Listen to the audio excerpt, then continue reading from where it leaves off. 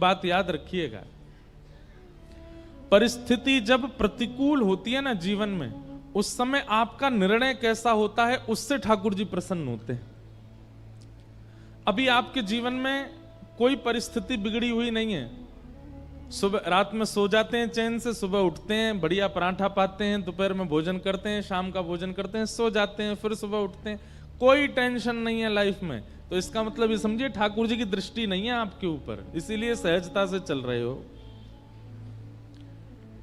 लेकिन जैसे ही ठाकुर जी मन बनाते हैं कि चलो अब इसकी परीक्षा ली जाए, तो रात्रि की नींदें उड़ जाएंगी, सुबह का नाश्ता पाने की इच्छा नहीं होगी, दोपहर के भोजन आधी रोटी में ही पेट भर जाएगा, रात्रि का भोजन केवल दूध पी के सो लिया करोगे, चिंता के कारण करवटें बदलते रहोगे, नेत्रों से पनारे बंद नहीं होंगे, हर व्यक्ति पर संशय होना प्रारंभ हो जाएगा, हर व्यक्ति पर शक होना प्रारंभ हो जाएगा, हर व्यक्ति से अपनी स्थिति की मदद मांगने की इच्छा प्रकट होने लग जाएगी। समझ जाओ ठाकुर जी परीक्षा ले रहे हैं अब।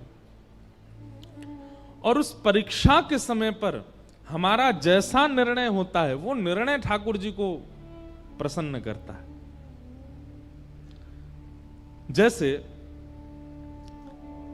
छोटा सा बालक जैसे धीरे धीरे वो बड़ा होता है, तो मां उसको घर में पढ़ाती है, ऐसे 1 लिखते हैं, ऐसे 2 लिखते हैं, ऐसे 3 लिखते हैं, उसकी ऐसी कॉपीज भी ऐसी होती हैं 3 लाइंस वाली, उस पर ऐसे 3 बनाना है, ऐसे 2 बनाना है। अब बच्चा जब तक माँ बना रही है तब तक तो बहुत खुश होता है, अचानक से माँ कहती है बेटा ले अब तू बना, तो फिर वो माँ को देखते रोता है, मुझसे तो बन ही नहीं रहा, और 2 को उल्टा 2 बना देता है, 3 को उल्टा बना देता है।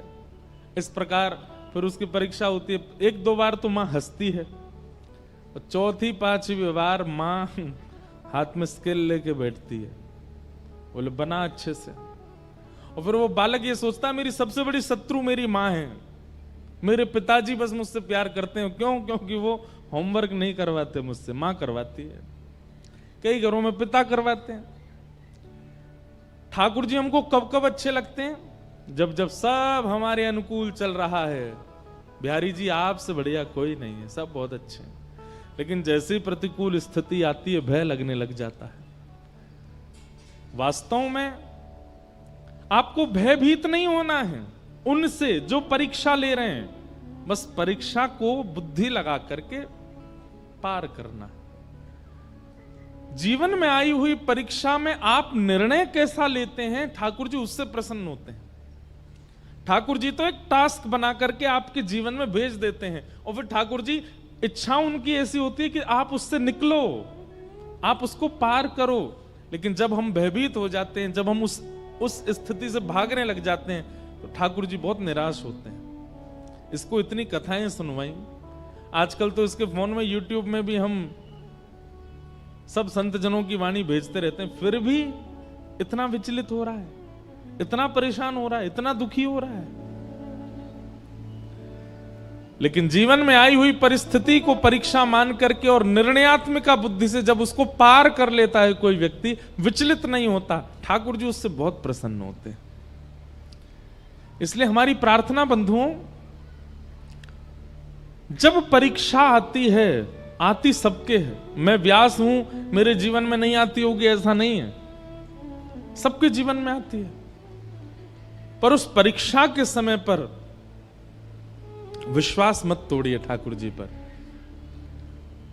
आप लोग, मुझे पता है कई लोगों की ऐसी ऐसी परिस्थिति होती है, कभी कभी एकांत में जब मैं सुनता हूं तो मैं खुद सोच में पड़ जाता हूं कि इस परिस्थिति से कैसे निकलेगा। लेकिन संसार में एक भी परिस्थिति ऐसी नहीं है जिससे एग्जिट पॉइंट ठाकुर जी ने ना बनाया हो, सबका है। बस आप विचलित मत हो। किसी किसी की पहेली ज्यादा बड़ी है, किसी की छोटी है, पर सब पहेली का हल है।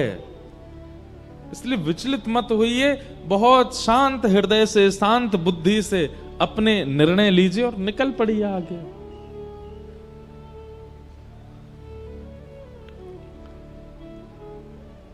ठाकुर जी की प्रसन्नता नाम जप से है, ठाकुर जी की प्रसन्नता वैष्णव तिलक धारण से है, ठाकुर जी की प्रसन्नता एकादशी व्रत धारण से है।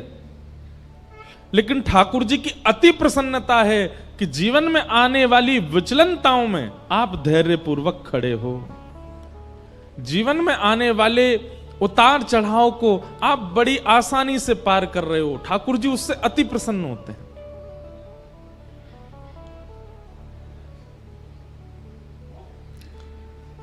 द्रौपदी और पांडवों के प्रति जो ठाकुर जी का प्रेम है ना, वो इसीलिए है क्योंकि इतनी परिस्थितियां आई और पांडव टूटे नहीं, द्रौपदी टूटी नहीं। आज तो परीक्षा की पराकाष्ठा हो गई। बालक कितना प्रिय होता है मां को। बालक कभी अगर ऊधम मचाता है तो मां सबको डांट देती है, बोले इसको कुछ मत कहो, ये ऊधम करे मुझे बताओ, मैं इसको मारूं डांटू कुछ भी, और कोई इसको छुएगा नहीं। कई बार मां ऐसा बोल देती है टीचर्स को भी कि ज्यादा ऊधम मचाए तो आप इसको देख लेना, लेकिन फिर थोड़े अगर वही टीचर उसको पीट पाट दे तो फिर मां फिर लड़ने आ जाती है। बोले आपने इसको क्यों मारा, बोले इसने होमवर्क नहीं किया, तो बोले आप मुझे बताओ आप क्यों मार रहे हो।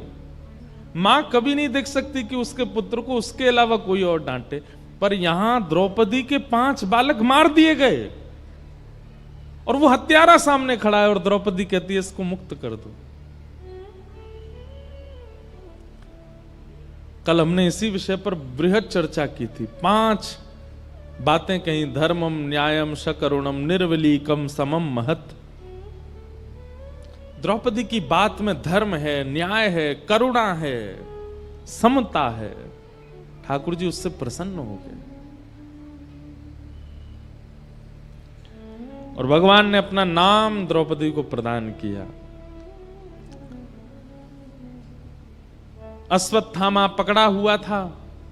अर्जुन बोले अब क्या करें, तो आधी दाढ़ी मूंछ और शिखा छेदन करके उसको सभा से निष्कासित कर दिया। भगवान बोले भैया अब तुम्हारा सब सुलह हो गया है, महाभारत युद्ध तुम लोग जीत गए हो, अब हस्तिनापुर की गद्दी पर बैठो, आनंद करो, अब मुझे आज्ञा दो, बहुत दिन हो गए हैं, मैं द्वारिका से बाहर हूं, अब मैं वापस द्वारिका जा रहा हूं। ठाकुर जी जैसे ही रथ में आरूढ़ होकर के द्वारिका को प्रस्थान करने लगे, इतने में ही अर्जुन की पुत्र वधू, अर्जुन के पुत्र का नाम अभिमन्यु और अभिमन्यु की पत्नी उसका नाम उत्तरा। उत्तरा भगवान की ओर दौड़ी दौड़ी चली आ रही है और दोनों भुजाएं उठाकर के ठाकुर जी से क्षमा याचना करती हुई रक्षा की कामना कर रही है। पाहि पाहि महायोगिन देव देव जगतपते नान्यम तद्भयम पश्ये यत्र मृत्यु परस्परम। हे नाथ मेरी रक्षा करो। भगवान बोले अभी द्रौपदी को मुक्त किया, अब ये कौन रोने लगा। तभी देखा कि पुत्र वधू अभिमन्यु की वधू रोती हुई आ रही है। भगवान ने तुरंत कहा उत्तरा क्या बात है, क्यों रो रही हो। बोले देखिए ना, जिस अश्वत्थामा को अभी सभा में अपमानित करके बाहर निकाल दिया, उसी ने ब्रह्मास्त्र छोड़ दिया है मेरे गर्भ के बालक को मारने के लिए। भगवान ने जैसे ही ब्रह्मास्त्र को देखा तो अंगुष्ठ मात्र एक और रूप धारण किया। एक रूप से तो सामने खड़े हैं और एक रूप से अंगुष्ठ मात्र रूप धारण करके गर्भ में प्रवेश किया और भगवान की गदा का नाम है चक्रा। क्या नाम है? ठाकुर जी की गदा का नाम है चक्रा। अपनी चक्रा नाम की गदा को ठाकुर जी ने द्रुत गति से घुमाया और गर्भ के उस बालक की रक्षा हुई। बहुत सावधानी से सुनिए सब लोग। भगवान ने उस गर्भ के बालक की रक्षा की। वही बालक भविष्य में परीक्षित हुए जो भागवत के श्रोता हैं। हमारे पूज्य पिताजी महाराज के गुरुदेव अनंत श्री विभूषित श्री रामानुज प्रपन्नाचार्य गुरुजी महाराज, मेरे दादा गुरुदेव, इतनी सुंदर बात कहते थे इतनी पते की बात कहते थे। वो कहते थे कि इधर देख लो, सुन लो। वे कहते थे कि जिस गर्भ में ना जाना पड़े उसकी सारी योजनाएं सारे शास्त्र बताते हैं। भजन करो, नाम जप करो, पुण्य करो, सत्कर्म करो, कीर्तन करो, तिलक लगाओ, आदि आदि सब सत्क्रियाएं करो। क्यों? क्योंकि इन सब के करने से पुनर्जन्म न विद्यते, पुनर्जन्म नहीं होता, फिर एक ही जन्म में सब कट जाता है। हमारे पूज्य पिताजी महाराज जी गुरुदेव कहते कि गर्भ में ना आना पड़े, इसी की योजना भागवत जी बताती हैं, इसी की योजना मानस जी बताती हैं, इसी की योजना वाल्मीकि रामायण बताती हैं। और उसी गर्भ में ठाकुर जी ऐसे प्रवेश कर गए बिना कुछ विचार किए। आपको पता है, जब मां के गर्भ में बालक होता है, श्रीमद् भागवत के तृतीय स्कंद में कपिल विभूति संवाद में जंतु स्तुति है। वहां पर भगवान कहते हैं कि नरक से भी ज्यादा कष्टदायी होता है मातृगर्भ।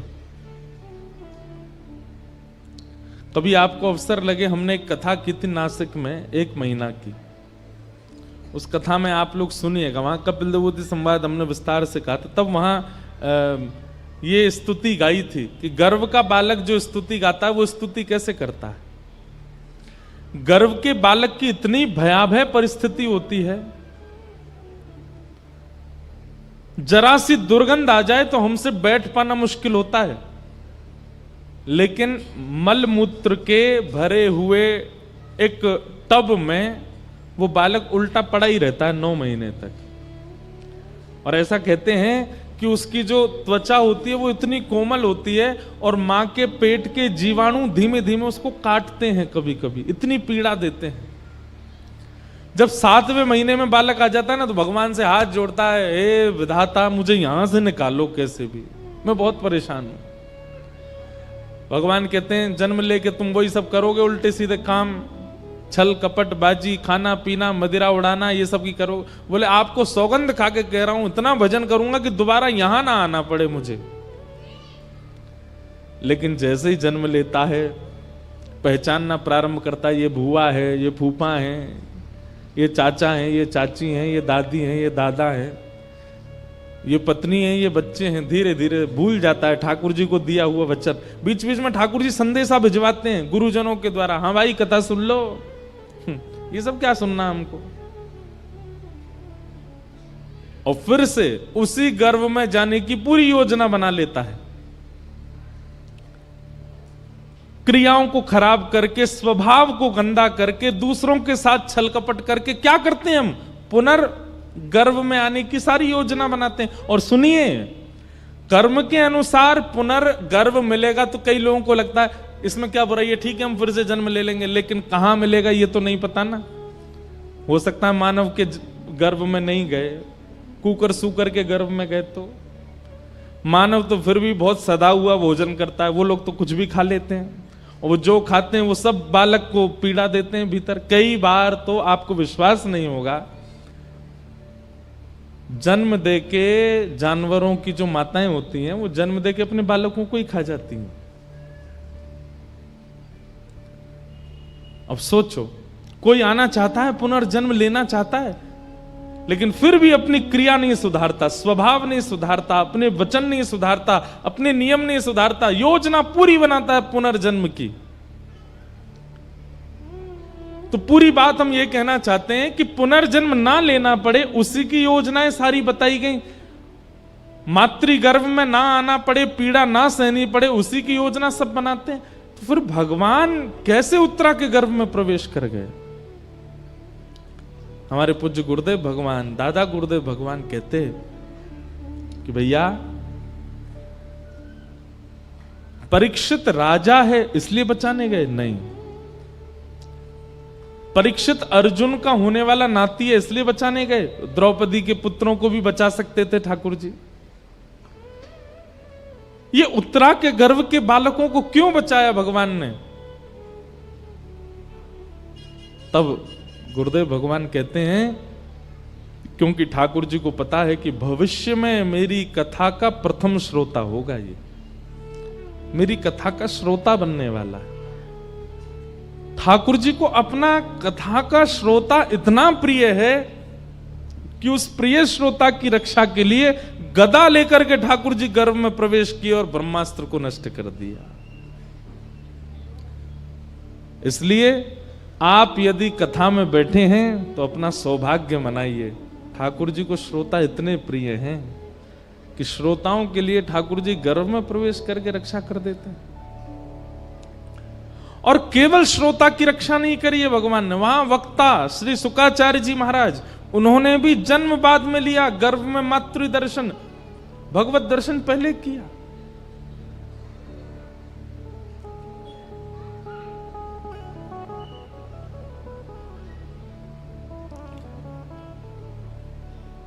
भगवान ने उत्तरा के गर्भ में प्रवेश करके उनके बालक की रक्षा की,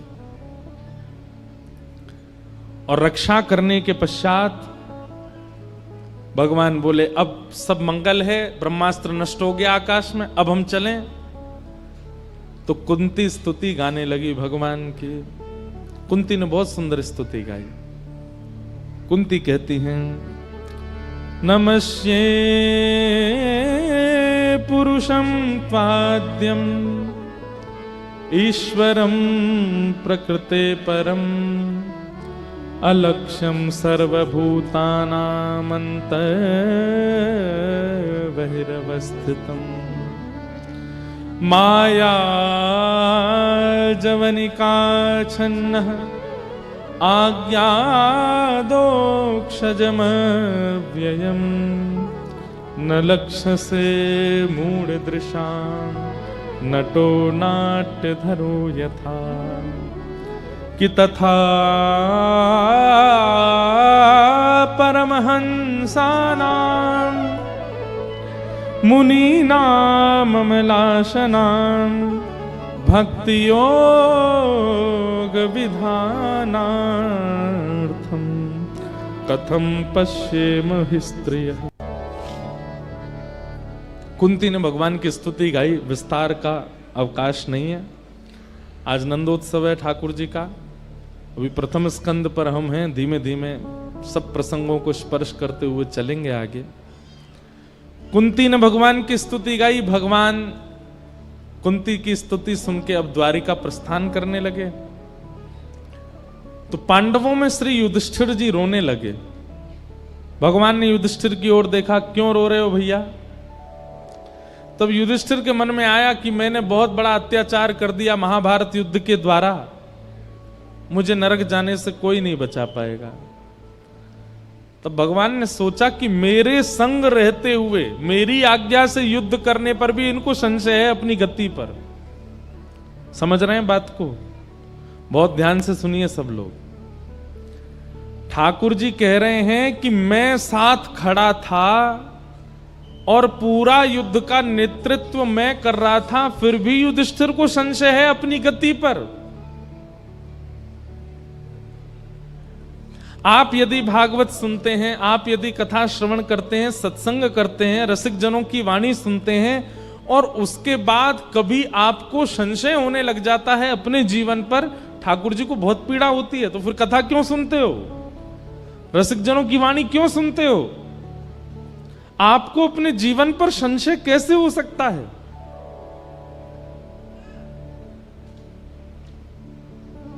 हमारे साथ श्री भगवान, हमें किस बात की चिंता।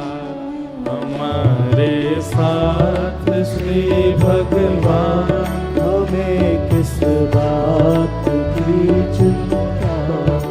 हमारे साथ है भगवान, हमें किस बात की चिंता। हमारे साथ है भगवान, हमें किस बात की चिंता। हमें किस बात की चिंता, हमें किस बात की चिंता। हमें किस बात की चिंता, की चिंता। हमारे साथ हैं भगवान, हमें किस बात की चिंता। हमारे साथ है भगवान, हमें किस बात की चिंता। हमारे साथ हैं भगवान, हमें किस बात की चिंता। हमारे साथ है भगवान, हमें किस बात की चिंता। किया करते हो क्यों दिन रात तुम बिन बात की चिंता। किया करते हो तुम दिन रात क्यों बिन बात की चिंता। तेरे स्वामी को रहती है तेरी हर बात की चिंता। तेरे स्वामी को रहती है तेरे हर बात की चिंता। ये भाव या ये बात केवल इसलिए कह रहे हैं कि आप लोगों ने अब कथा सुन ली है, आप लोग वृंदावन हो आए हो, एक बार गुरु दीक्षा ग्रहण कर ली है, किसी गुरु के परमाश्रित हो चुके हो। अब आप लोगों को अपने जीवन पर संशय नहीं होना चाहिए, चिंता नहीं होनी चाहिए।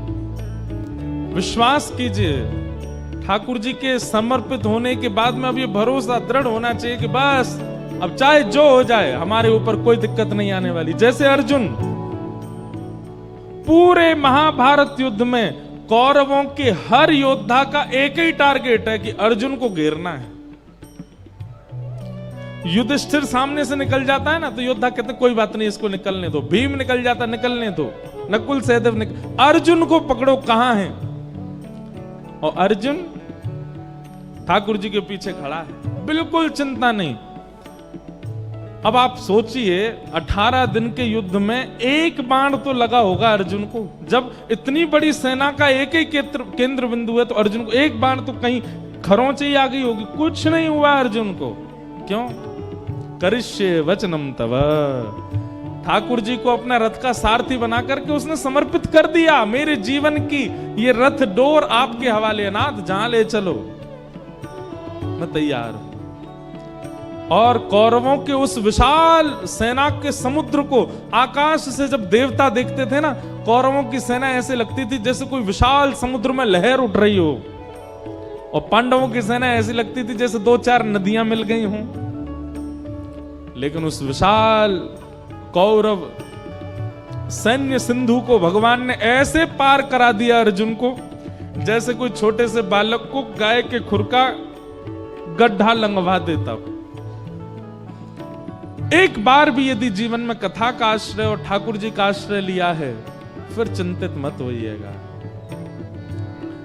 कि ध्रुव प्रहलाद गणिका गज अजामिल को उबारा था। कि ध्रुव प्रहलाद गणिका गज अजामिल को उबारा था। कि ध्रुव प्रहलाद गणिका गज अजामिल को उबारा था। प्रहलाद गणिका गज अजामिल को उबारा था। उन्हीं का कर रहे गुणगान, उन्हीं का कर रहे गुणगान, उन्हीं का कर रहे गुणगान, उन्हीं का कर रहे गुणगान। तो फिर किस बात की चिंता।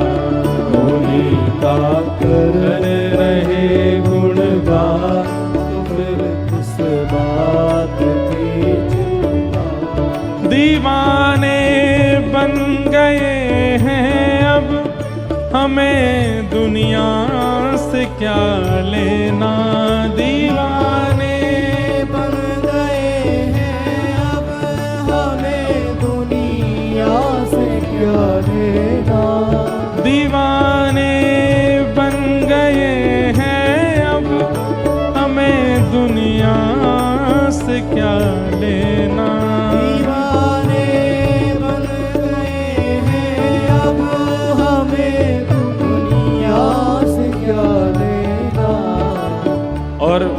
समर्पित व्यक्ति का लक्षण क्या है, वो सब दे देता है ठाकुर जी को।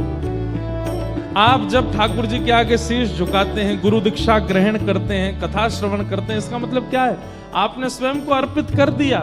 सभी कुछ कर दिया जब दान, सभी कुछ कर दिया जब दान, सभी कुछ कर दिया जब दान, सभी कुछ कर दिया जब दान, तो फिर किस बात की चिंता। सभी कुछ कर दिया जब दान, तो फिर किस बात की चिंता। हमारे साथ श्री भगवान, हमें किस बात की चिंता। हमारे साथ हे भगवान, हमें किस बात की चिंता। दीवाने बन गए हैं अब, हमें दुनिया से क्या लेना। दीवाने बन गए हैं अब, हमें दुनिया से क्या लेना। दीवाने बन गए हैं अब, हमें दुनिया से क्या लेना। दीवाने बन गए हैं अब, हमें दुनिया से क्या लेना। सभी कुछ कर दिया जब दान, सभी कुछ कर दिया जब दान, सभी कुछ कर दिया जब दान, सभी कुछ कर दिया जब दान, तो फिर किस बात की चिंता। सभी कुछ कर दिया जब दान, तो फिर किस बात की चिंता। हमारे साथ है भगवान, तो फिर किस बात की चिंता। हमारे साथ है भगवान, तो फिर किस बात की चिंता। युधिष्ठिर का रोना ठाकुर जी को अच्छा नहीं लग रहा है। भगवान बोले, महाभारत युद्ध की पूरी योजना मेरे नेतृत्व में हो रही है, अर्जुन को चिंता नहीं है, लेकिन युधिष्ठिर रो रहा है। और क्या कह के रो रहा है कि अब मुझे नरक में भी स्थान नहीं मिलेगा, मैंने बहुत बड़ा गलत काम कर दिया, मैंने महाभारत युद्ध करके बहुत गलत कर दिया। ठाकुर जी बोले, इसको विश्वास ही नहीं है मुझ पर। तब भगवान बोले, अब अपने प्रति मैं कैसे विश्वास प्रकट करवाऊं कि भाई मुझ पर भरोसा कर। तब भगवान बोले कि जब मैं स्वयं किसी का विश्वास अपने प्रति प्रकट नहीं करवा पाता, तो फिर वह विश्वास कोई भक्ति प्रकट करवाता है। एक बात कहें, आपसे बुरा नहीं मानिएगा, यदि आपने कभी सत्संग नहीं किया होता, कथा नहीं सुनी होती, किसी संत का आश्रय नहीं लिया होता, किसी वक्ता की वाणी नहीं सुनी होती, और कहीं आपको सुनाम की गली में साक्षात श्री बिहारी जी प्रकट होकर दर्शन दे देते, तो आप क्या करते? भैया सुबह सुबह कोई और काम नहीं है, आ गए हो सज धज के, चलो कहां से आए हो, कौन हो, क्या नाम है आपका, काम धंधे का समय, कहां से आए हो, चलो निकलो यहां से। बिहारी जी कहेंगे, वाह भाई, हमें जाने ही ना है, हम तो प्रेम ही ना है, पर हमें भरोसा ना आया है। ये विश्वास, ये रूप माधुरी का दर्शन, ये उनके प्रति समर्पण कौन करवाता है? कथा ही तो करवाती है, कोई भक्ति ही तो करवाता है। ठाकुर जी बोले, युधिष्ठिर के चित्त में जो अविश्वास प्रकट हुआ है, इसको विश्वास में परिवर्तित करने के लिए अब कोई भक्त का आश्रय लेना पड़ेगा। तभी भगवान को याद आया कि ओहो, बाणों की सैया पर लेटे मेरी प्रतीक्षा कर रहे हैं भीष्म पितामह, चलो उनके पास। और भगवान पांडवों को लेकर के भीष्म पितामह के पास गए। भीष्म पितामह को इच्छा मृत्यु का वरदान है, इच्छा मृत्यु का वरदान। इच्छा मृत्यु का वरदान मतलब जब तक वो ना चाहें, चाहे शरीर बीच से अलग कर दिया जाए, मरेंगे नहीं। छन्नी तो बना ही दिया, रोम रोम में बाण लगा है भीष्म पितामह के, बाणों के सैया पर लेटे हैं।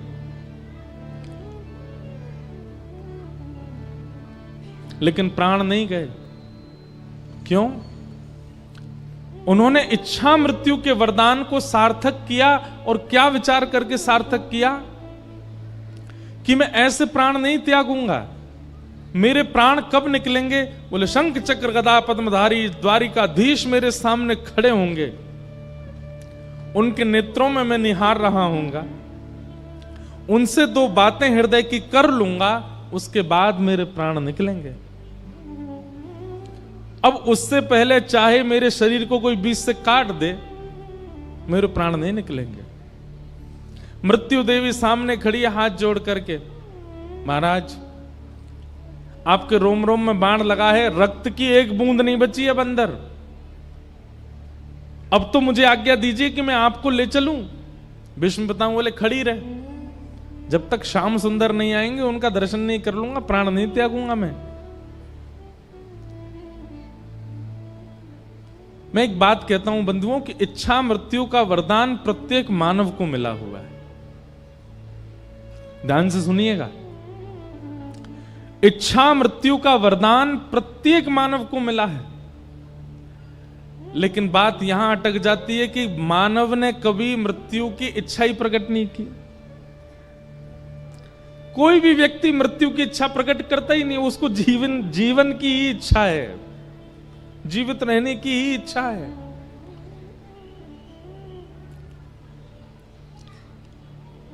सब लोग इधर देखिए, बहुत सावधानी से सुनिएगा। हमारे ब्रज के रसिक संतों ने, हमारे भारत के श्रेष्ठ ऋषियों ने अधिकतर इच्छा से ही प्राण त्यागे।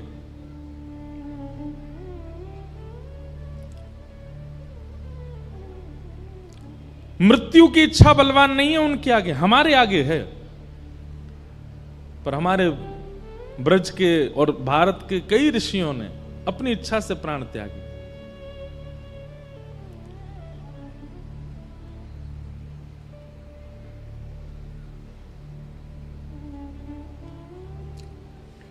कई संतों ने अपने शिष्यों को बुला करके अपनी अंतिम इच्छाएं बता दी। कई महापुरुषों ने अपने प्राण त्यागने से 2 दिन पहले मौन धारण कर लिया, एकांत में चले गए। कई भारत के संतों ने पूरे नगर से और समाज से एकांत ले लिया और एकांत में जाकर के प्राण त्यागे। ऐसी ही इच्छा मृत्यु का वरदान हम सबको मिला है, पर हमने कभी इच्छा की नहीं है। आप कहेंगे महाराज जी कैसी इच्छा करें, मतलब क्या चाहते हो आप? ब्याह ना करें, बालक बच्चों को पढ़ाएं लिखाएं नहीं, धन ना कमाएं, इच्छा मृत्यु का वरदान करें। सुनिए, अपनी क्रियाएं करते रहिए, पर क्योंकि अकाट्य सत्य है मृत्यु, एक बार तो कभी विचार कीजिए कि मेरी मृत्यु कैसी हो, जब मेरे प्राण जाएं उस समय स्थिति कैसी हो। पीतांबरी कसी हो, मुखड़े पे एक हंसी हो, छवि मन में ये बसी हो, जब प्राण तन से निकले। इतना तो कहना स्वामी, जब प्राण तन से निकले। आप अपनी सब क्रियाएं करते रहिए, पर एक बार सोच लीजिए कि जब भी मेरा अंत हो, सबका होना है, तो कैसा हो। और अभी कम अवस्था में ही विचार कर लोगे और नित्य विचार करते रहोगे, नित्य विचार करते रहोगे, तो फिर ठाकुर जी योजना बनाएंगे, आपका अंतिम समय वैसे ही जाएगा जैसा आपने विचार किया। पर हमने कभी विचार किया ही नहीं कि हमारा अंतिम काल कैसे जाए। इसीलिए अधिकतर या तो हॉस्पिटलों में जाता है, या तो दवाइयों के बीच में जाता है, वेंटिलेटर पर जाता है, कहीं भी चले जाते हैं। इस प्रकार से प्राण जाएं, उससे अच्छा तो विचार कर लो।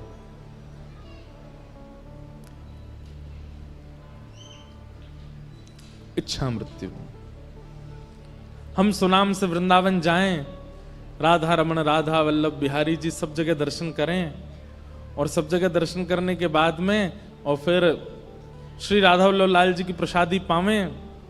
वहीं पर एक रसिक महापुरुष की कथा चल रही हो, उनकी कथा श्रवण कर लें, वृंदावन की परिक्रमा करें, ब्रजरज माथे से लगावें, खूब हरिनाम संकीर्तन करते हुए नृत्य करें। सायंकाल का समय हो जाए, सूर्यास्त हो रहा हो, लोग दीपदान कर रहे हैं यमुना जी में, और हम श्री यमुना जी के तट पर बैठे हैं, रज में सुख आसन में बैठे हैं, नेत्र बंद हो जाएं, और तभी श्री प्रियालाल जी के सुंदर अंग की सुगंध नाक में आने लगे। नेत्र खोल करके देखें तो सामने श्याम वर्ण की श्री यमुना जी में से दिव्य ठाकुर जी का स्वरूप प्रकट हो जाए।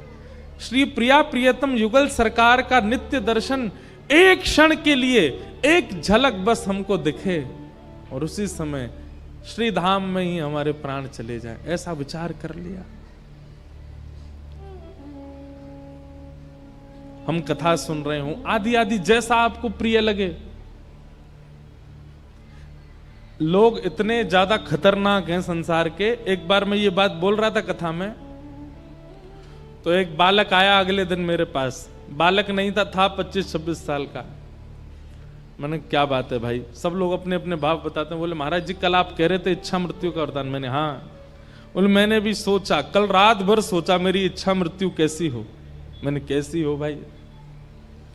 बोले महाराज जी दुबई में मेरा बहुत बड़ा बंगला बन जाए, करोड़ों की मुझ पर 5-6 गाड़ियां हों, और भगवत कृपा से मेरे 2-3 ब्याह हो जाए। मैंने कहा वाह भाई। मैंने कहा और? बोले मेरी मनचाही वस्तु जो मैं पाना चाहता हूं उसको मैं खा लूं, खा करके मेरा पेट भरा हो, गाड़ियों की इच्छा, घर की इच्छा, धन की इच्छा, पत्नी की इच्छा, बच्चों की इच्छा सब पूरी करके खूब प्रसाद पा करके यहां तक अपना पेट भरूं, और महाराज सभी मेरे प्राण निकल जाएं। मैंने कि भाग जा, दिखना नहीं मुझको। लोग इतने खतरनाक हैं कि वो संसार के विषयों को सोच के भी प्राण त्यागने में राजी हैं।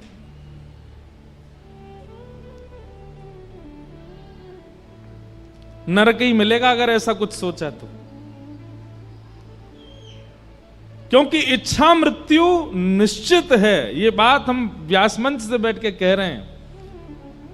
अगर विचार कर लिया और नित्य अपने भजन से पहले नित्य चिंतन किया जाए मेरे अंतिम काल ऐसा हो, और फिर उसके बाद अपना साधन करें, अपना भजन करें, अपना गुरु मंत्र करे, अपना नाम जप करे, नित्य इसी प्रकार की क्रिया करता रहे, उसका अंत फिर वैसा ही होगा जैसा उसने सोचा है। इसलिए आप सब कथा में बैठे हो, कथा श्रवण कर रहे हो, एक सुंदर इच्छा मृत्यु का विचार कीजिए कैसी हो। यहां से बाहर मृत्यु की चर्चा करना अपशगुन है। पंडाल से बाहर मृत्यु की बात करो तो लोग बात कहते हैं भाई ऐसी गलत बात नहीं करते, पर यहां मृत्यु की बात करना ही सगुन है। श्रीमद् भागवत तो मरना ही सिखाती है कि मृत्यु कैसी हो। हम तो भीष्म पितामह को अपना आइडल मानते हैं। कितनी भी पीड़ा आई हो, कितने भी संकट आए हो, लेकिन उन्होंने अपनी इच्छा मृत्यु को बरकरार रखा। भले ही कौरवों के संग में रहे, भले ही खूब सुनना पड़ा ठाकुर जी से, लेकिन फिर भी इच्छा मृत्यु, मृत्यु हो तो भीष्म पितामह जैसी, अंत भला तो सब भला। जीवन में आपने क्या किया संसार के लोग सब भूल जाएंगे, पर अंत आपका कैसा था सब याद रखेंगे। भीष्म पितामह का अंत श्रेष्ठ था। बाणों की सैया पर लेटे हैं और तभी द्वारिकाधीश पांडवों के साथ चलते हुए आ रहे हैं। भीष्म पितामह प्रसन्न हो गए, बस मैं अब अपने इच्छा पूरी करूंगा। ठाकुर जी सामने आकर के खड़े हुए। भीष्म पितामह बोले बस सदैव देवो भगवान प्रतीक्षता। बहुत ध्यान से सुनिए, इतना प्यारा श्लोक है ये। सदैव देवो भगवान प्रतीक्षता कलेवरम यावदिदं हनोम्य प्रसन्न हासारुणलोचलो लस मुखाम्बुजो ध्यान पतश्चतुर्भुज। कभी कभी मन करता हम कैसे बोलेंगे ऐसे ठाकुर जी से, क्या कह रहे हैं भीष्म पितामह। जैसे ही ठाकुर जी सामने आके खड़े हुए तो ठाकुर जी का स्वभाव है टिकते तो है नहीं, न क्यों हिल रहे हैं, ऐसे हिल रहे हैं, कभी आंख झपक रहे हैं, कभी ए अर्जुन इधर आ, कभी युधिष्ठिर को बुला रहे हैं, कभी नकुल सहदेव को खींच रहे हैं, द्रौपदी से कह रहे हैं तू भी इधर आ। भीष्म पितामह बोले बहुत देर हो गई नाटक करते करते, सीधे खड़े रहो मेरे सामने, ये हिलो डोलो नहीं ज्यादा, मेरे पास समय बहुत कम है। भगवान स्थिर हो गए। ठाकुर जी बोले क्यों? बोले आपको देखते देखते मैं अपने प्राण त्यागने वाला हूं, और जब तक मेरे प्राण नहीं निकले आंख की पलक भी नहीं गिरनी चाहिए आपकी। डांट करके बोल रहे हैं ठाकुर जी को, हिलो नहीं। ठाकुर जी बोले भाई तुझे इच्छा मृत्यु का वरदान, तेने कहीं 10 साल तक सोच ली कि मरना ही नहीं है तो?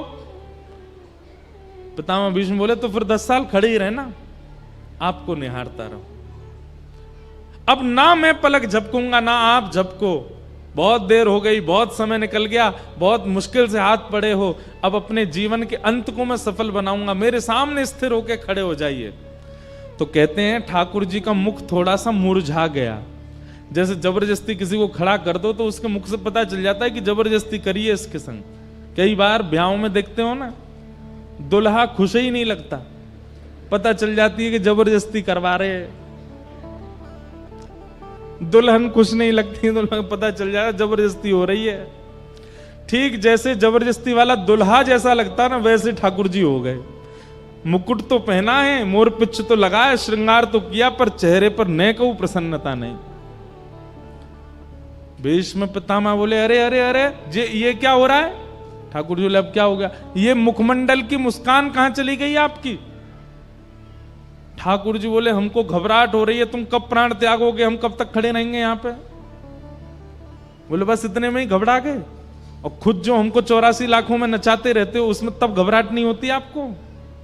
जैसे तैसे हाथ पड़े हो मेरे सामने, खड़े रहो। और कैसे खड़े हो? बोले प्रसन्न हासारुणलोचलोल्लसत् शब्द है।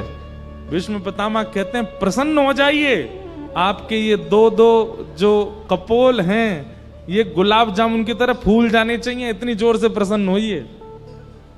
और ऐसी स्थिति में आपको देखते हुए मैं अपने प्राण त्यागूंगा। भगवान जबरदस्ती मुस्कुरा रहे हैं, ले भैया देख ले। और भीष्म पितामह ठाकुर जी को देखते हैं, नेत्र सजल हो गए। और भीष्म पितामह ने भगवान की स्तुति गाई। इतिमति रूप कल्पिता वितृष्णा भगवत सात्वत पुंगवे विभुम्ने स्वसुखमुपगते क्वचिद विहर्तुम प्रकृतिमुपेयुष यद्भव प्रवाह त्रिभुवन कमनम तमाल वर्णम रविकर गौरवरांबरम दधाने वपुरल ककुलावृतान नाब्जम विजय सखेरतिरस्तु मेन बद्य। बहुत सुंदर स्तुति है भीष्म पितामह की। अनेक बार मैंने विस्तार किया है भीष्म स्तुति का, लेकिन अंतिम श्लोक कहूं। भीष्म पितामह क्या कहते हैं? ललित गति विलास वल गुहास प्रणय निरीक्षण कल्पितो रुमान कृतमनुकृतवत्य उन्मदान्ध प्रकृतिमगन किलयस्य गोपवध्व। सब लोग इधर देखो। भीष्म पितामह कह रहे हैं हे नाथ, मैंने आपके सारे रूप देख लिए। कौन कौन से? आपका चतुर्भुज रूप देखा, आपका विराट रूप देखा, आपका सहस्त्र शीर्षा पुरुखः सहस्त्राक्षः सहस्त्रपाद वो रूप भी देखा, जहां आपके 1000 मुख, 1000 हाथ, 1000 पैर। और जब महाभारत का युद्ध प्रारंभ हुआ तब आपका वो रूप भी मैंने देखा। बोले कौन सा रूप? बोले सपदि सखी वचो निशम्य मध्य निज परयोर वलयोर रथम निमेश्य। जब रथ भूमि रणभूमि के मध्य में आप अर्जुन के रथ को हाँकते थे, घोड़ों के पैरों से उड़ने वाली धूल आपके मुख पे आती थी और आप लगाम पकड़ करके अपनी बाजू से अपने माथे के बालों को दूर करते थे। शंख चक्र गदा पद्म वाले के हाथ में जब चाबुक और रस्सी देखी मैंने कहा वाह कन्हैया, तेरे ये रूप भी अद्भुत है। मैंने सारे रूप देख लिए आपके, पर एक रूप देखने की मेरी अभिलाषा है। भीष्म पितामह बोले, भगवान बोले कौन सा रूप? तब यहां पर कितना सुंदर शब्द है, बोले ललित गति विलास बल गुहास। आप जब ललित गति से चलते हो, ललित गति कैसी है?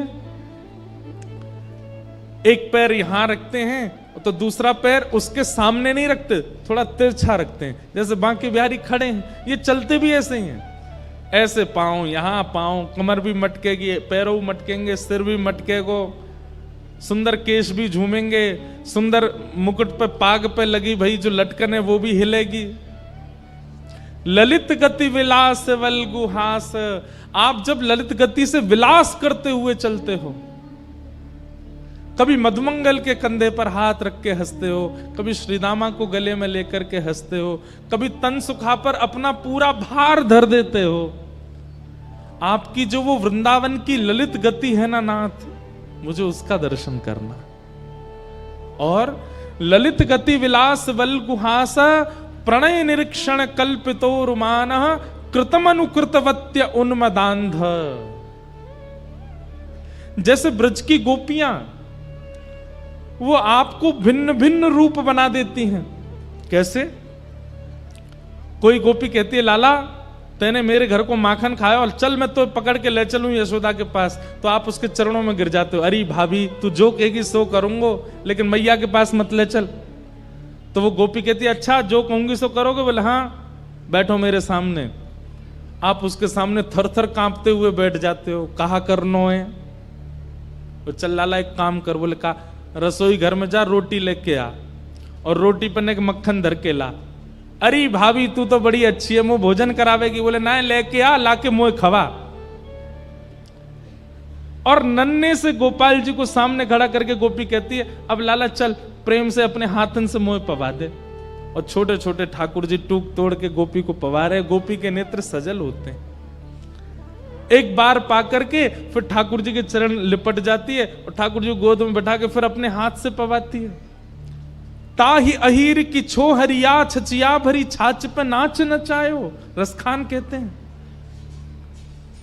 कोई गोपी ठाकुर जी को पकड़ लेती है और लाला को कमरा में बंद कर दे। ठाकुर जी कहें मुंह छोड़ दे। बोले ऐसे ना छोड़ूंगी। बोले कैसे छोड़ेगी? बोले पहले बंदर की तरह नकल करके दिखा। ठाकुर जी कहें जो कोई बात है? बोले हम बे बात है, पहले बंदर की तरह कर। कोई गोपी पकड़ के कहती लाला मेरे संग नृत्य कर। भीष्म पितामह कहते हैं बोले नाथ हस्तिनापुर का बनने में सुख नहीं है, द्वारिका का बनने में सुख नहीं है, मथुरा का बनने में सुख नहीं है, क्योंकि वहां आपकी चलती है। हमें तो ब्रजवासी बना दो जहां हम कहें और आप नाचो, हम कहें और आप चलो। कृत मनु कृतवत्य उन्मदांध प्रकृति मगन किलयस्य गोपबद्ध। आहा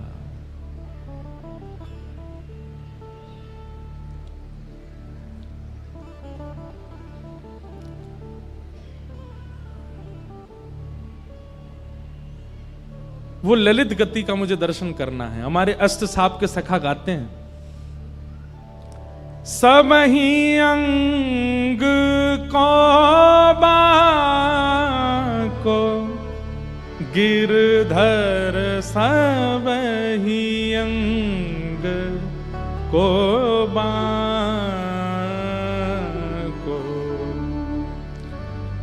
एक भी अंग ठाकुर जी का सीधा नहीं है, सबही अंग को बांको। बांकी चाल चलत गोकुल में बाकी चाल, चलत गोकुल में छैल छबीलौता को गिरधर सब ही अंग को बांध को। हे नाथ, मुझ पर कृपा कर दीजिए। मेरे इस अंतिम काल में आपने दर्शन दिया मुझको, इससे मैं बहुत प्रसन्न हूं। पर मैं जाते जाते आपसे मांगना चाहता हूं कि अगला जन्म मुझे वैकुंठ में मत भेजना, स्वर्ग में मत भेजना, अन्य किसी लोक में मत भेजना, मुझे ब्रज वृंदावन में भेज देना, ताकि मैं आपकी ललित गति की चाल देख सकूं। एक गोपी बनकर के मैं भी मक्खन जमाऊं, मैं भी दही बिलो करके मक्खन निकारूं, भीष्म पितामह कह रहे हैं। और मैं भी अपने छीका पे मक्खन धरते भय सोचूं कि या छीका को ने नीचो कर दूं, ताकि कन्हैया आवे तो वह को चोरी करवे में दिक्कत नहीं हो, मुझको वो गोपी बना दो।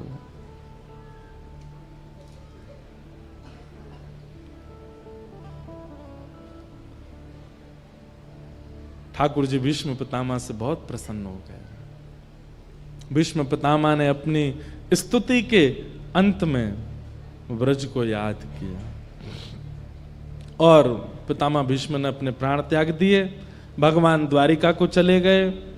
यहां पर परीक्षित का जन्म हुआ, धीरे धीरे परीक्षित बड़े हुए। अर्जुन ने एक बार आकर के संदेश सुनाया कि द्वारिकाधीश लीला पूरी करके चले गए। परीक्षित को राज्य गद्दी पर बिठा करके पांचों पांडव स्वर्गारोहण को चले गए। परीक्षित की आयु ज्यादा बड़ी नहीं, छोटे से थे।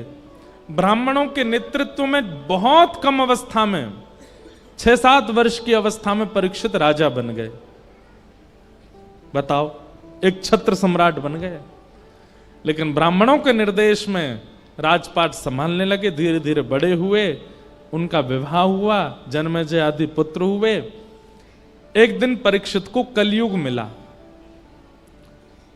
बैल के पैर काट रहा था काला काला व्यक्ति। परीक्षित ने उसको मारने का प्रयास किया तो चरणों में गिर गया और कहा, महाराज मुझे मत मारिए, मैं ब्रह्मा के द्वारा बनाया गया हूं। परीक्षित बोले, कौन हो तुम? बोले, सतयुग के बाद त्रेता आता है, त्रेता के बाद द्वापर, और द्वापर के बाद मेरी आगमन होता है कलयुग।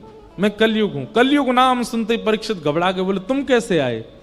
बोले, जैसे ही भगवान धराधाम छोड़ करके गए, मेरा आगमन हो गया।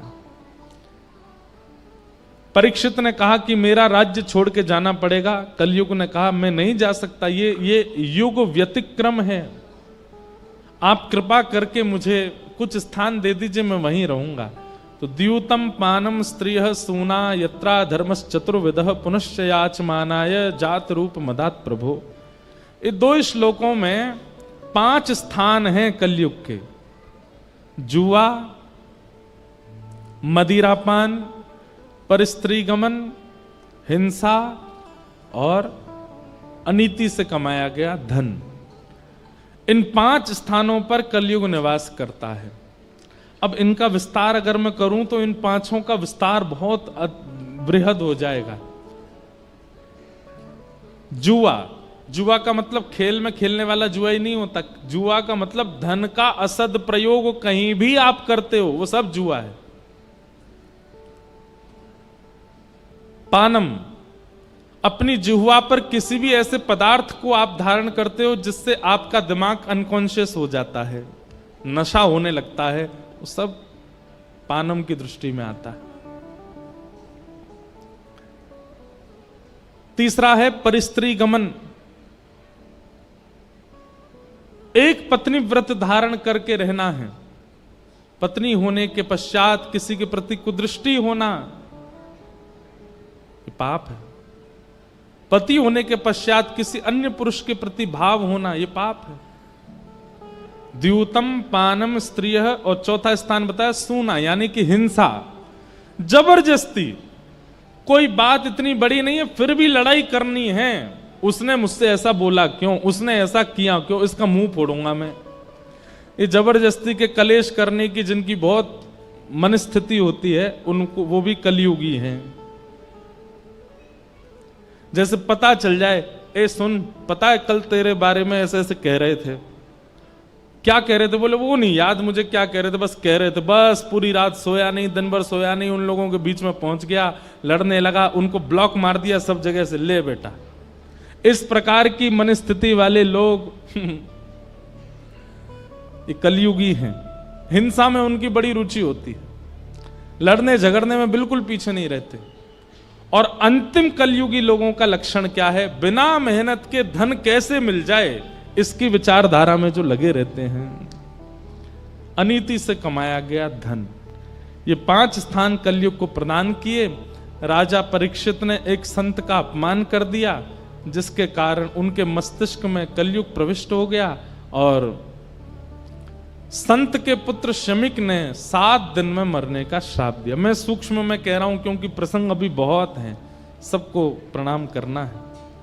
आप सब लोग तैयार होके बैठे हैं, पीले पीले बने आए हो, ठाकुर जी को नंदोत्सव होना है, इसलिए बस क्रम पूरा कर रहे हैं। परीक्षित जी महाराज को 7 दिन में मरने का श्राप लगा, पर वो विचलित नहीं हुए। जैसे ही उन्हें पता चला कि मुझे 7 दिन में मरने का श्राप लगा है, तुरंत अपना मुकुट उतार दिया, अपने पुत्र को बुला करके उसको पहना दिया और कहा बेटा अब तुम राज शासन संभालो। पत्नी को बुला के कहा बिल्कुल विचलित मत होना, मैं सौभाग्यशाली हूं, संसार का कोई व्यक्ति जानता ही नहीं है कि उसकी मृत्यु कब होगी, अगले क्षण भी हो सकती है, पर मैं ये जानता हूं कि 7 दिन से पहले मेरी मृत्यु नहीं होगी, 7वें दिन ही होगी, इसलिए मैं अपना कल्याण कर सकता हूं। मतलब जीवन में होने वाली स्थिति को नकारात्मक वे में ना सोच करके उसमें कोई सकारात्मक बुद्धि रखता है, ये एक वैष्णव का लक्षण है।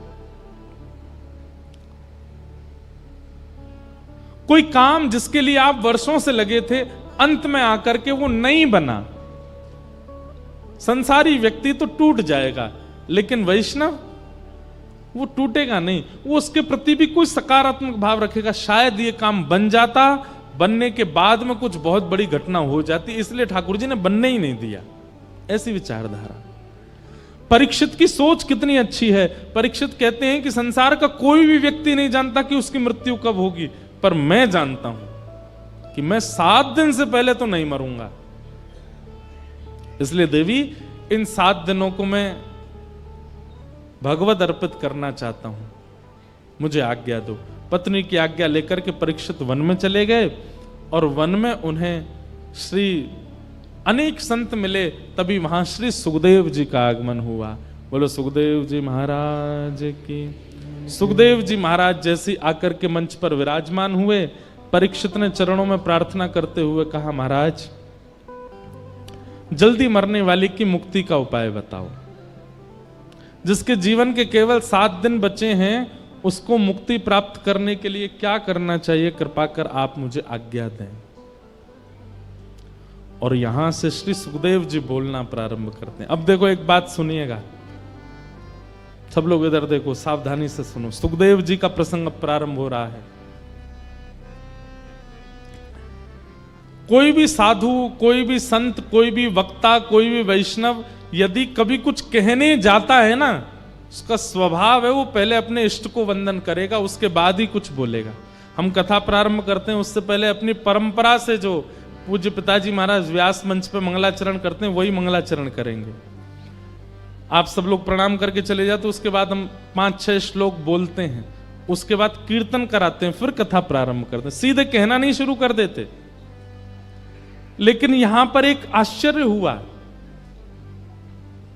कि सुखदेव जी महाराज मंच पर बैठे और परीक्षित ने जिज्ञासा की जल्दी मरने वाले की मुक्ति का उपाय बताओ।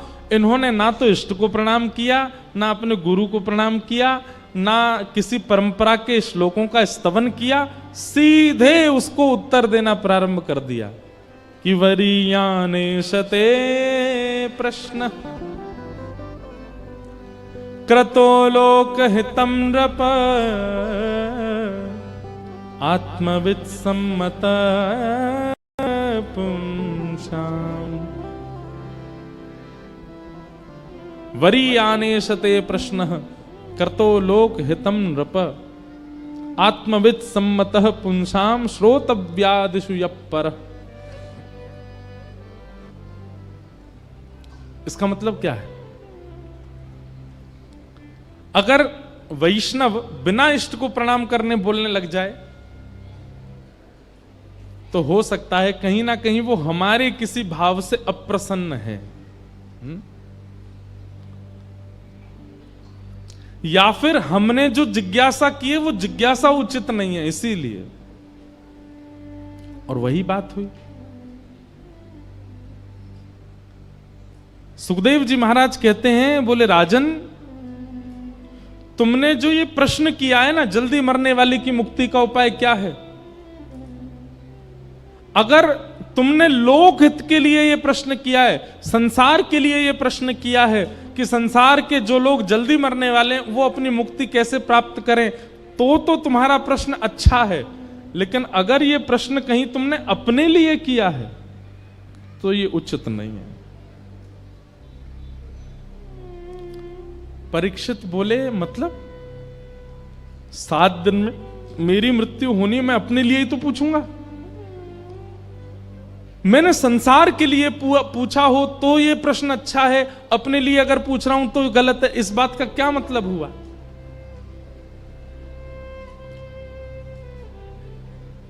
जो लोग आ रहे हैं, जा रहे हैं, उठ रहे हैं, बैठ रहे हैं, हमारी प्रार्थना है पीछे वाले लोग इतने शांति से कथा सुनते हैं, आगे वाले लोग एक तो लेट आते हैं और फिर आके उठ उठ के और भागते हैं, सबको डिस्टर्ब करते हैं। ये देखो पीछे वाले ताली बजा रहे हैं, कोई नहीं, हम तुमको ही कथा सुना रहे हैं। बिल्कुल, आगे वाले तो बैठ जाते हैं बस। वो बेचारे इतने ध्यान से कथा सुनते हैं, पर ये बीच वाले और आगे वाले, इनको उठने से ही फुर्सत नहीं होती, यहां से आएंगे वहां, हमारा भी ध्यान भंग होता है। इतना अद्भुत प्रसंग चल रहा है। अगर ये आपके जीवन के कई प्रश्नों के उत्तर हैं और फिर बाद में आप यही प्रश्न हमसे एकांत में करोगे, जब मिलने आते हो, महाराज जी इसका उत्तर बता दो, कथा क्यों नहीं सुनी थी?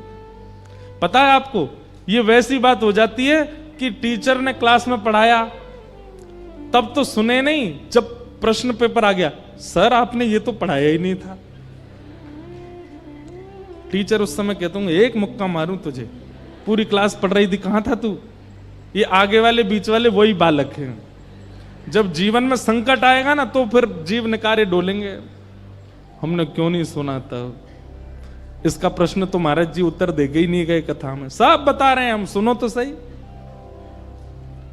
अब इतनी अच्छी बात है, यहां पर परीक्षित कह रहा है कि जल्दी मरने वाले की मुक्ति का उपाय क्या है, और सुखदेव जी कह रहे हैं अगर ये प्रश्न तुमने सबके लिए किया है तो ये प्रश्न अच्छा है, पर निज अपने लिए पूछ रहे हो तो गलत है। परीक्षित बोला, श्राप मुझको लगा है 7 दिन में मरने का, तो मैं अपने लिए ही तो पूछूंगा, और आप कह रहे हैं कि सबके लिए अच्छा, तुम्हारे लिए अच्छा नहीं। कितनी सुंदर बात।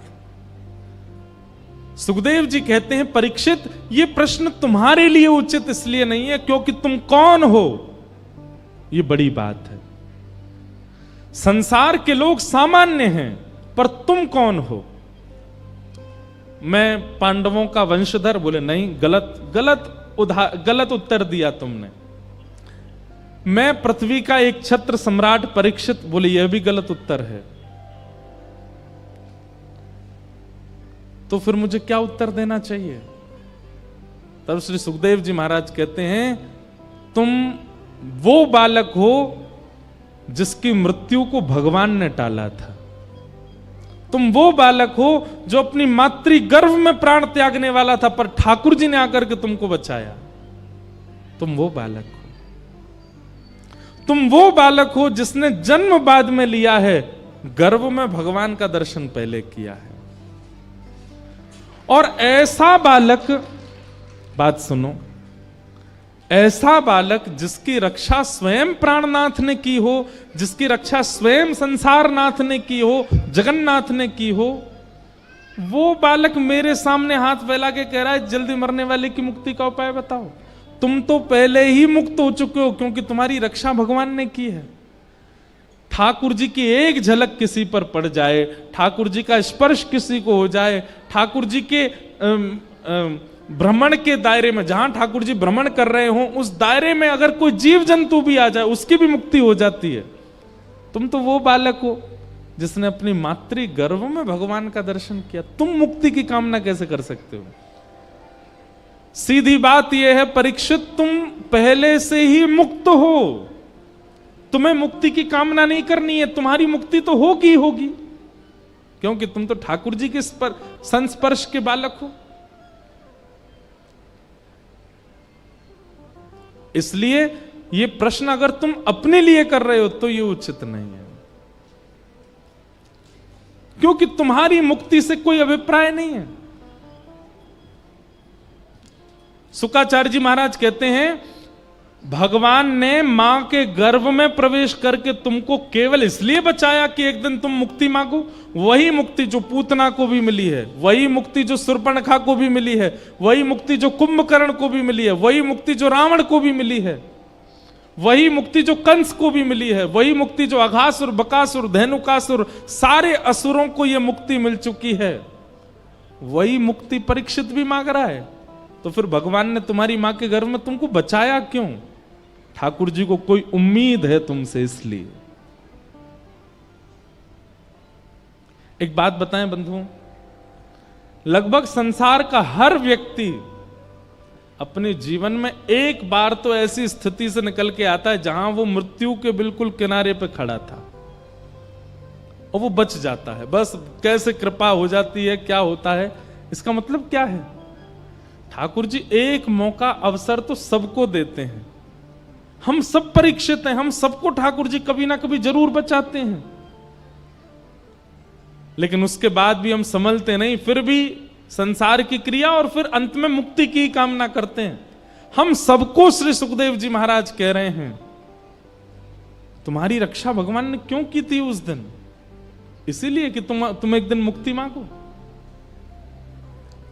मान लीजिए आप नाम जापक हो, मैं कथाकार हूं, हम दोनों को ही मुक्ति मिल जाए और हम दोनों हाथ पकड़ करके गए वैकुंठ, और हम बड़े प्रसन्न, भाई सुनाम से अकेले तुम और मैं दोनों जा रहे हैं वैकुंठ।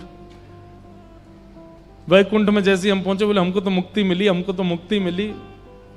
वैकुंठ के द्वार खुले, भीतर प्रवेश किए, बहुत ऐसा लग रहा था हम कितने इंपॉर्टेंट हैं। और जैसे ही भीतर गए तो हमको कहां बैठा दिया गया, लीजिए आप यहां बैठ जाओ। हम जाके बैठ गए, हमने देखी हाँ भाई लंबी लाइन है यहां पे, देखें तो सही और किस किस को मुक्ति मिली है। अरे ये तो अमृतसर वाले भाई साहब हैं, इनको भी मुक्ति मिली है। अरे ये तो हिसार वाले भैया, इनको भी मिल गई है। तभी क्या देखा थोड़ी दूर पे, ये 10 मुंह वाला कौन बैठा, बोले ये रावण है, इसको भी मिली है। हमने इतना नाम जप किया, हमने इतनी कथाएं सुनी, इतनी परिक्रमा करी, परिक्रमा कर करके गिरिराज जी की छोटे है गए हम, तब जाकर के हमको मुक्ति मिली। और ये राक्षस अपने 10 मुंह से गाली देता था, इसको भी मुक्ति दे दी ठाकुर जी ने। तब फिर आपको लगेगा हम में इसमें अंतर क्या है? फिर जो भजन करके हमको मिला वो द्वेष करके इसको भी तो मिला है। क्योंकि गोस्वामी जी कहते हैं भाव कुभाव अनख आलसहु, नाम जपत मंगल दिश दशहु। भाव से कुभाव से कैसे भी ठाकुर जी को स्मरण करते हो, मंगल तुम्हारा होगा। मुक्ति की कामना नहीं। परीक्षित, मुक्ति तो तुमको मिली हुई है। परीक्षित ने हाथ जोड़ के कहा तो फिर इन 7 दिनों का मैं क्या करूं? ये जो 7 दिन मुझे मिले इसका मैं क्या करूं? बोले यह भी प्रश्न है कि उस ब्राह्मण बालक ने तुमको 7 दिन में मरने का ही क्यों कहा? ऐसा क्यों नहीं कहा कि अभी इसी वक्त तक्षक सर्प डस दे और राजा परीक्षित की मृत्यु हो जाए? उसने ऐसा क्यों कहा कि अगले 7 दिन में मृत्यु हो? यह भी तुम्हारे ऊपर कृपा है। मुक्ति के लिए 7 दिन की आवश्यकता नहीं। हमारे शास्त्र कहते हैं जिस व्यक्ति ने जीवन भर पाप किया हो, सारे गलत काम किए, जीवन में कोई काम नहीं छोड़ा, और वो अपने अंतिम स्थिति में अंतिम श्वास ले रहा हो और उसी समय कोई रसिक आकर के कान में एक बार बोल दे श्री राधा, श्री कृष्ण, श्री वृंदावन, श्री गिरिराज, श्री गोवर्धन, एक नाम भी कोई बोल दे और उसके प्राण निकल रहे हों, भले ही उसने जीवन में कितने भी पाप किए हों, अंतिम काल में यदि कान में कोई भगवान नाम आ गया और उसके प्राण निकल गए, तो यहां स्पष्ट लिखा है योगिनाम नृप निर्णीतम हरेर नामानुकीर्तनम। हरि का नाम यदि अंतिम काल में कान में पड़ गया तो मुक्ति निश्चित है। फिर जीवन के सारे आपके चैप्टर क्लोज कर दिए जाएंगे। इसने गलत खाया, गलत पिया, गलत व्यवहार किया, सब खत्म। अंत में भगवान नाम सुन लिया, वैकुंठ। परीक्षित, मुक्ति के लिए 7 दिन जरूरी नहीं होते, एक क्षण बहुत है। तुमको 7 दिन मिले हैं। परीक्षित बोले भगवान अब मैं क्या करूं, मुझे बताओ। बोले तुम